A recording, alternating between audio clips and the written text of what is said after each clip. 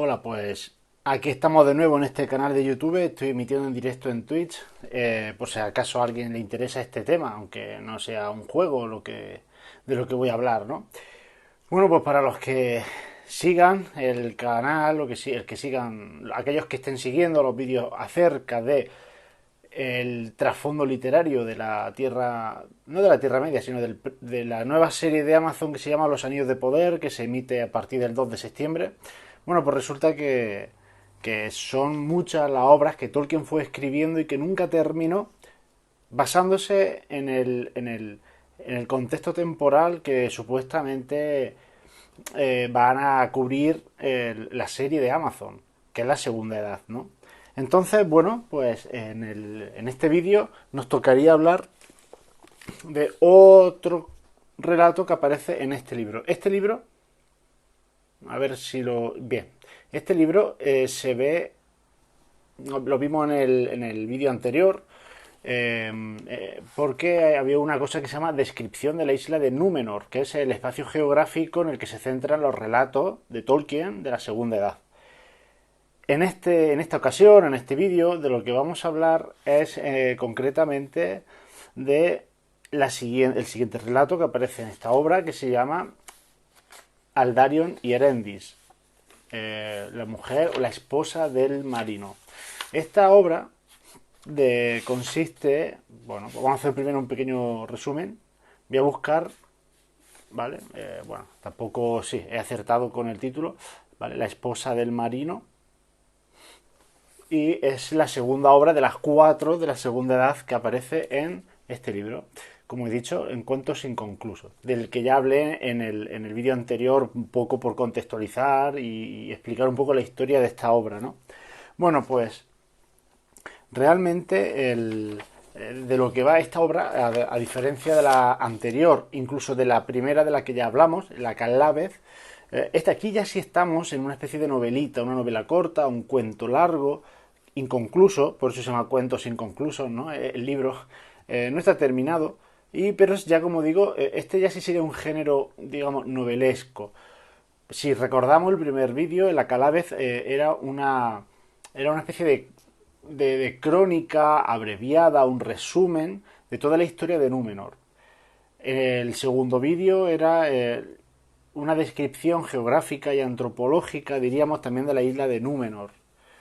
Por último, este libro, este cuento, este relato, sería siendo más amplio que la Calavez, que todo el resumen de la historia de la isla de Númenor.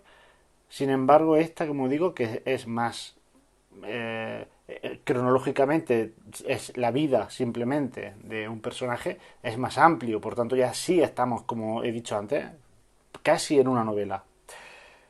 El, bueno, ¿de qué va? Ya hay muchas obras que tratan y que cuentan la historia, ¿no?, de estos personajes, Aldarion y Erendis. Pero bueno, voy a hacer un pequeño resumen. Estamos ante un personaje muy especial, Aldarion, hijo del rey, que incluso, y nieto, ¿no?, de rey, que incluso, como digo, o iba a decir, antes de que su padre fuese rey, él ya navegaba, él ya se había formado como marinero, de algún modo a él le atraía el mundo del mar y el mundo de la navegación. Y, pues bueno, curiosamente, pues no era lo propio de la monarquía númenoreana, ¿no? Sino que era, bueno, pues acaso hiciera falta decirlo, los númenoreanos son los hombres que viven en la isla de Númenor, un regalo de los dioses, que ya lo comento en el vídeo anterior, así que lo recomiendo, ¿vale? Por ahí pondré en YouTube el cartelito como enlace. Bueno, pues resulta que no era lo propio, no era lo normal que los reyes pues se dedicasen a esto, ¿no? Pero bueno, él de algún modo se siente llamado a viajar, a la exploración, ¿no?, a navegar, como digo, a otras tierras y descubrir otros mares. Un poco en plan pirata, salvaje, ¿no? Buscaba esa libertad personal y un poco ideal, ¿no?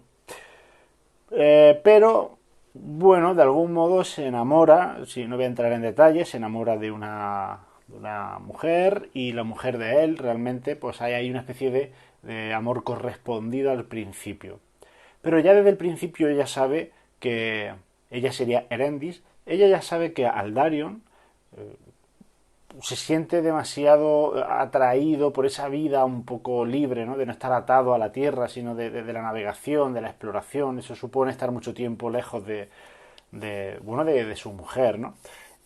Ella ya lo sabe desde el principio, desde que se enamoran, y ella lo apoya. Ella apoya verdaderamente a Aldarion, ¿no? Hay alguna escena que lo demuestra, por ejemplo, cuando le lleva una ramita, ¿no? Para bendecirlo, uno de los viajes que va a hacer y todo esto, ¿no?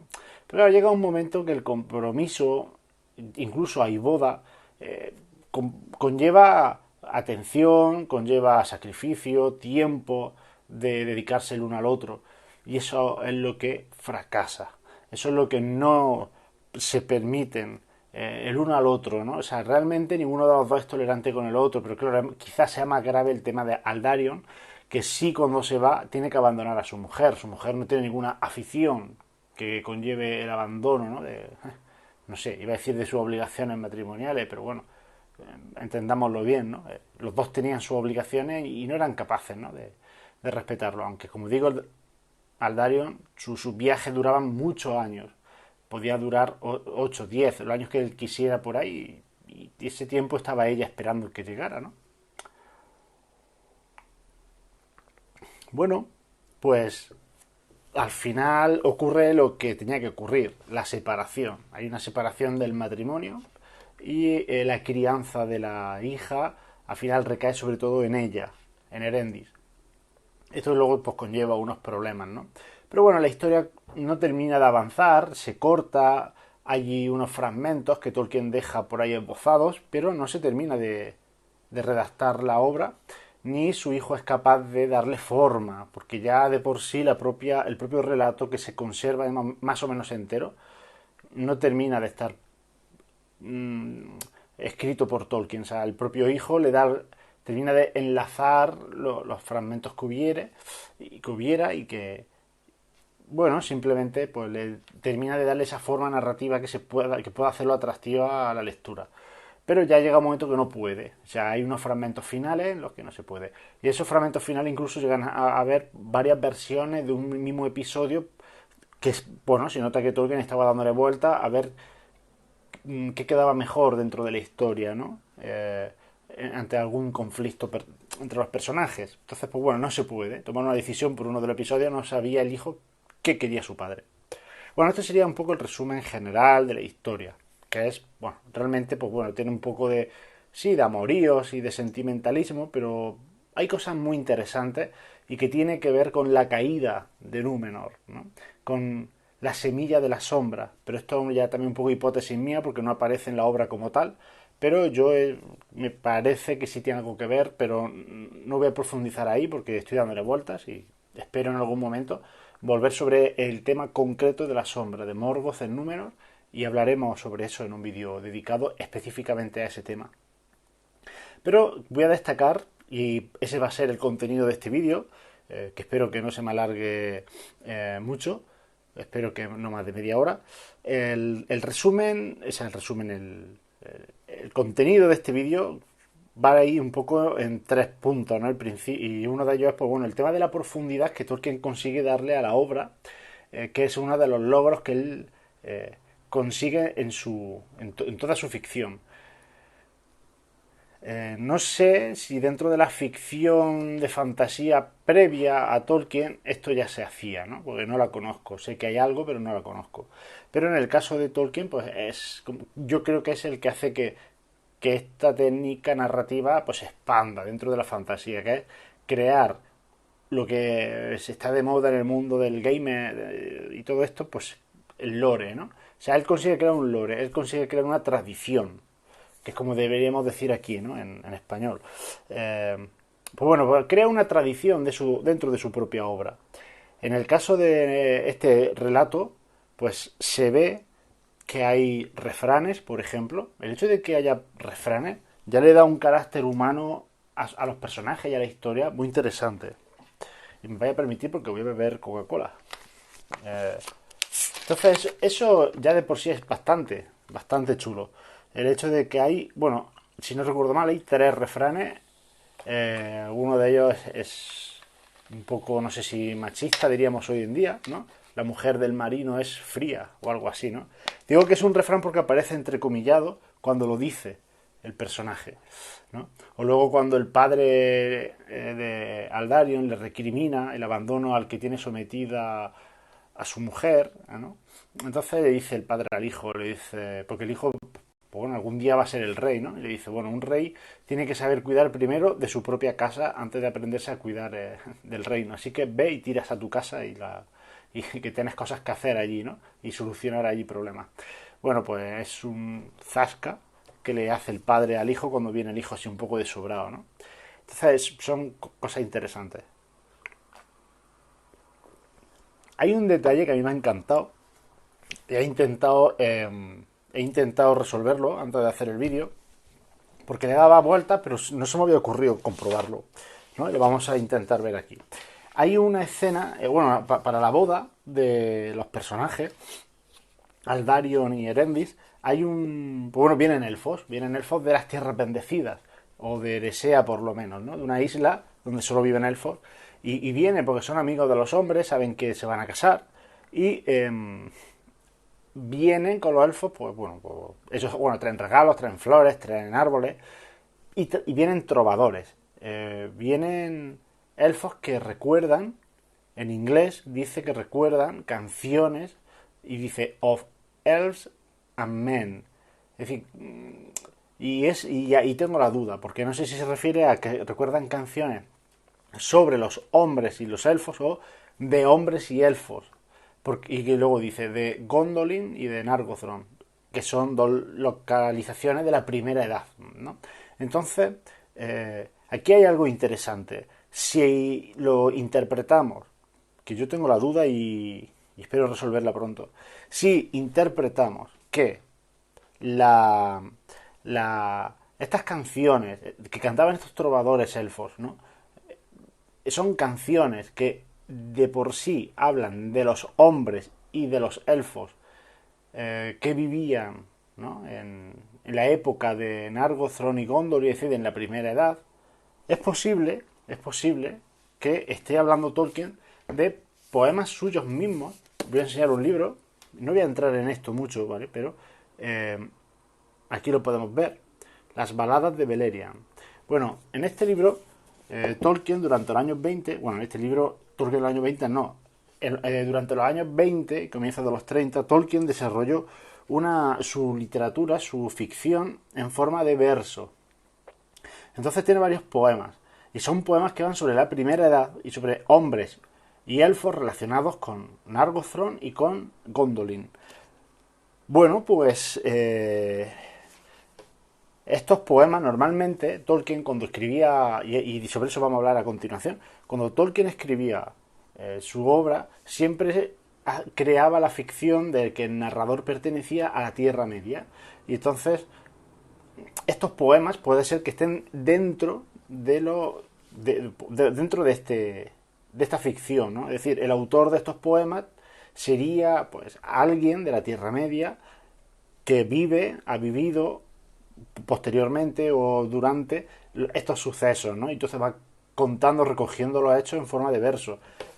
Entonces, cuando estos trovadores van a la boda y cantan canciones de la época de Gondolin y Nargothrond, a lo mejor estaban cantando estas tradiciones de Nargothrond y Gondolin que aparecen en estos libros, ¿no? Es algo que Tolkien hace mucho. Ya lo hace en El Señor de los Anillos. En El Señor de los Anillos, en el libro, claramente, y en la película, no sé si la versión extendida o la normal, hay un momento en el que Aragorn está cantando una canción en la primera película y Frodo le pregunta, ¿no? Que quién es ella. Y entonces, pues bueno, ya Aragorn le relata un poco la historia. Está cantando esta, ¿no? Es decir, una de las historias que hay aquí. No sé si no recuerdo ahora mismo si exactamente es esta versión o Tolkien reescribe una para el libro, ¿no? Pero sería la balada de Leithian o quizás sea la balada de no sé cómo se llaman en el Señor del Anillo, de Lucien, ¿no? Pero bueno, habla de esos personajes, Lucien Tinubiel y Turin Turambar. Bueno, pues eso lo hace en el Señor del Anillo. Quizá aquí lo esté haciendo también, lo cual es muy interesante. bueno, muy interesante, vamos a dejar ese adjetivo, ¿no? Es, es muestra de que Tolkien quería cohesionar toda su obra relacionándola unos textos con otros, aunque fuesen de géneros literarios diferentes, ¿no? Ya tenemos una crónica en el primer vídeo, tenemos una descripción geográfica y antropológica en el segundo, y ahora tenemos una especie de novela corta. ¿Vale? Y el próximo vídeo veréis que hay un género cuarto que ya veremos. Bueno, ¿qué más? Pues por ejemplo, otro elemento que le da profundidad a la historia de Tolkien. Pues por ejemplo, hay un pastor en uno de los fragmentos que creo que está en uno de los fragmentos que no termina Tolkien, que es un pastor que canta unas baladas que más o menos conocidas, y cuando digo baladas me refiero a baladas en el sentido filológico, digamos, según la tradición pues literaria medieval, ¿no? Pues una balada es lo equivalente más o menos a un romance en, español, ¿no? Del romancero viejo. Bueno, o nuevo, da igual, romance. Bueno, pues hay un pastor que canta un tipo de composición, yo la llamo balada, y bueno, él lo que hace luego además es cambiar algunos fragmentos para que los protagonistas de las baladas sean él mismo y la mujer que lo está escuchando. Bueno, aquí hay una cosa muy chula, y es el cómo Tolkien está consiguiendo en ese fragmento que no llega a estar inserto en la obra porque era uno de esos fragmentos esbozo, que no termina nunca, pero que ahí Tolkien nos está contando lo que él se estudia en filología y lo que han estudiado los filólogos, es decir, cómo la literatura oral, de tradición oral y anónima, conforme va pasando de generación en generación, se va transformando. Y Tolkien aquí está proponiendo una causa de transformación de la literatura oral, ¿no? Y es que un poeta enamorado pone su nombre, aunque sea ficticio, ¿no? Su mote, su apodo, lo pone en el poema y crea una versión nueva que quizás, si tiene éxito, pues es la que va a pasar de generación en generación en algún lugar o en, sí, en algún lugar, ¿no? De donde sea el poema, el poeta y se dé a conocer, ¿no? Eso es una cosa que da mucho, mucho. Oh, se me acaban de escribir en el chat y me han desconcentrado. Hola, David. Es cola, pero no ron. Te siento defraudar. Estoy hecho mixto. Bueno, por seguir con la historia esta, ¿no? Otra cosa que le da profundidad a la obra y que me parece súper... Ya esto no está comentado en ningún sitio. Esto, el hijo, cuando va poniendo nota a pie de página, no hace mención a esto y es algo que me llama la atención, ¿no? Y que me gustaría que estuviese, seguramente esté bastante estudiado, ¿no? Por los expertos en Tolkien. Eh, Hay una boda. En esta boda parece ser que cuando menciona, como ya he dicho, que traen flores los elfos y se van a poner una guirnalda, ¿no? Y posiblemente sea en el día de la boda, en plan ritual, ¿no? En fin, hay una especie de ritualidad, hay un matrimonio que sí parece que se consagre, que esté consagrado a los dioses. Eso me está hablando de una religión y de una fe. Y además, como sabemos, el matrimonio, que sería fuente de gracia y de santidad en nuestro mundo, en la obra de Tolkien, siendo Tolkien católico, pues tiene relación no sé cómo decirlo, con la caída del hombre, quizás, porque claro, Aldarion va a ser rey, ¿no?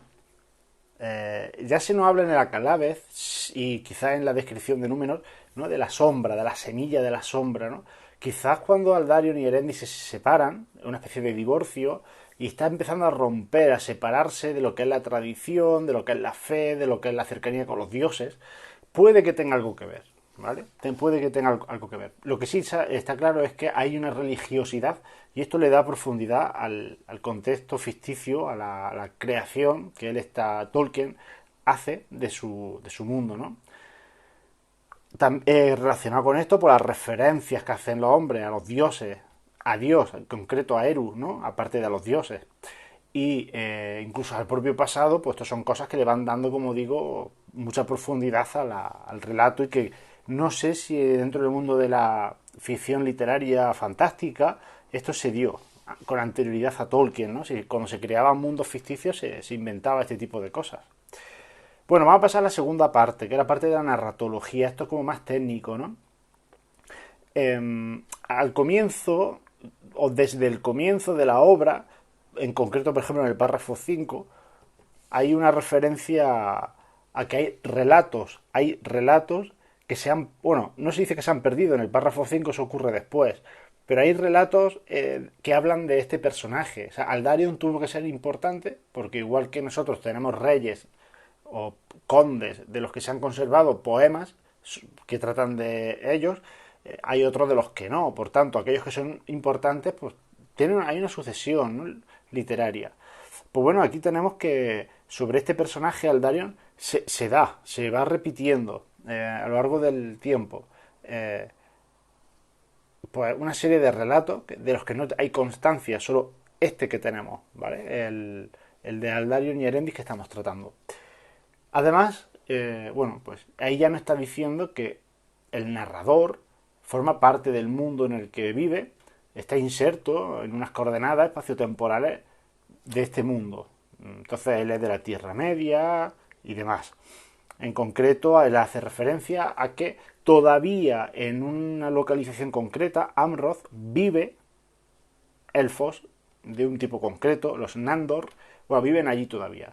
Eso ya también está dando una fecha límite después de la cual no puede vivir este narrador. O sea, él vive hasta antes de 1891 de la Tercera Edad, que es cuando los Nandor desaparecen, bueno, desaparecen, se van, ¿no?, de esta zona. Entonces él dice que todavía, ¿no?, hay elfos ahí.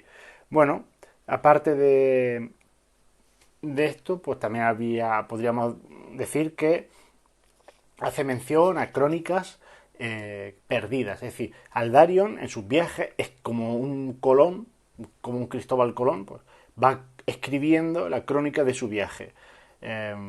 Pues de aquí se podría hacer muchos comentarios, pero bueno, es suficiente con saber que estas crónicas se han perdido, pero que el narrador tiene constancia de que existieron, tiene que haber citas en otras obras a estas crónicas, porque si no, no se sabría que existían.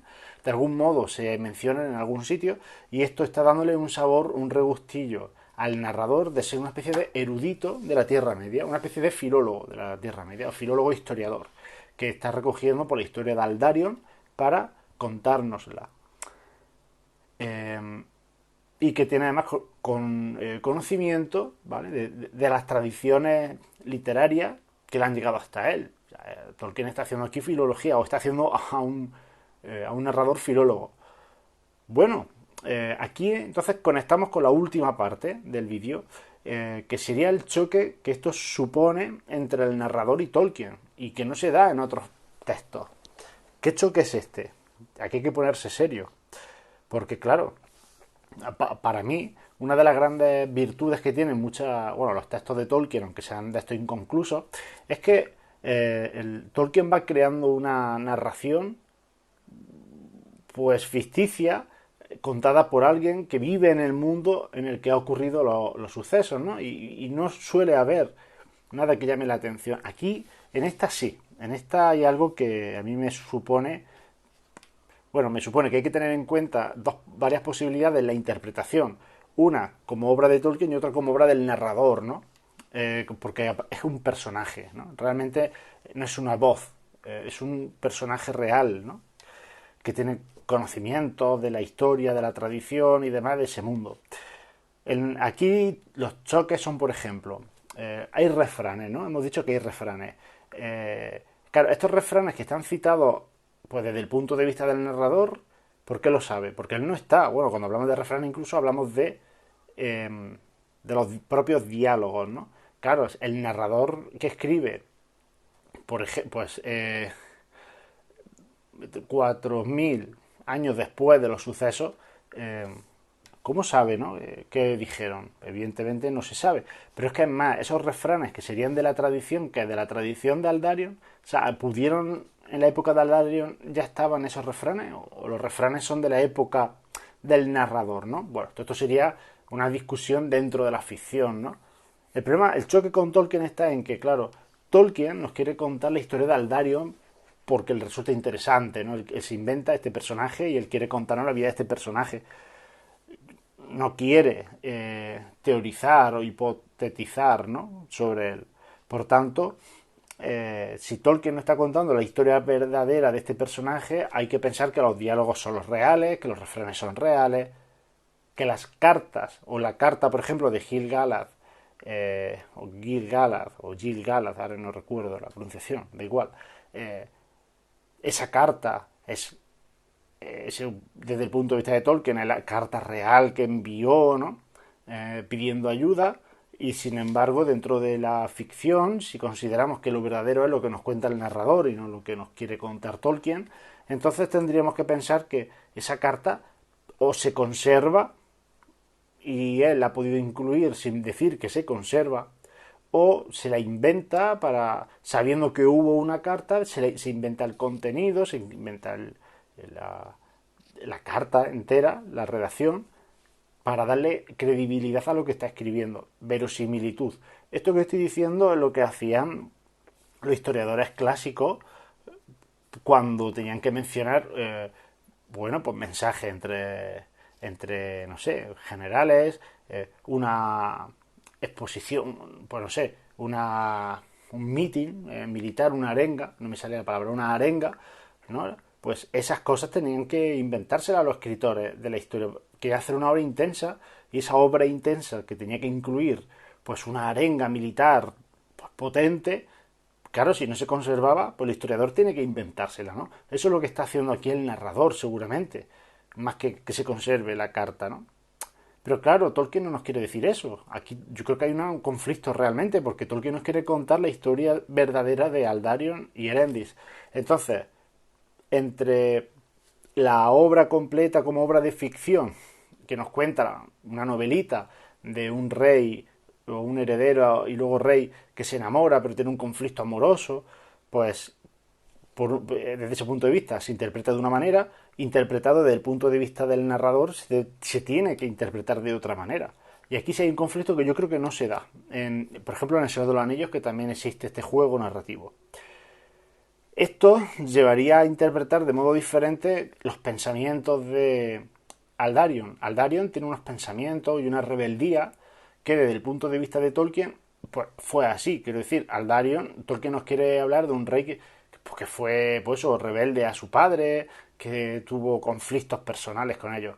Desde el punto de vista del narrador, al haber pasado 4.000 años, todo eso puede ser inventado, puede ser una biografía ficticia de un rey que vivió de verdad, pero toda la historia puede ser ficticia, al estilo de las novelas caballerescas de la Edad Media, ¿no? Sobre el rey Arturo y todo esto, pues a lo mejor hay una base histórica, o incluso los poemas épicos, ¿no? Pueden tener una base histórica, pero luego todo es ficción. Pues, ¿en qué es? ¿Es ficción?